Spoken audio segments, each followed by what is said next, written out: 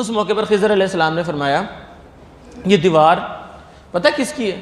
یہ دیوار وَأَمَّا الْجِدَارُ فَكَانَ لِغُلَامَيْنِ يَتِيمَيْنِ فِي الْمَدِينَةِ، یہ دیوار 2 یتیم بچوں کی ہے، وہ شہر میں ہے، کہیں کسی کے پاس پل رہے ہیں، رہ رہے ہیں، یتیم ہے، باپ فوت ہو چکا ہے، یہاں پر نہیں ہے۔ وَكَانَ تَحْتَهُ كَنْزٌ لَهُمَا، اور اس دیوار کے نیچے ان کا خزانہ چھپا ہوا ہے۔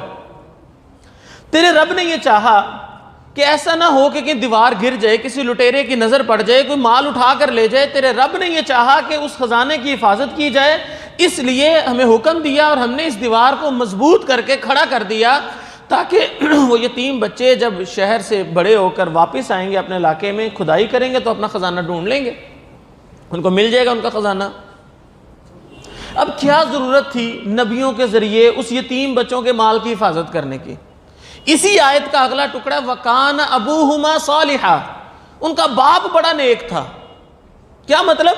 باپ اللہ کے دین کی حفاظت کرتے کرتے اس دنیا سے چلا گیا، اللہ رب العزت اس کی آنے والی نسلوں کی بھی حفاظت فرما رہا ہے۔ اتنی مضبوط حفاظت ہم میں سے کوئی کر سکتا ہے؟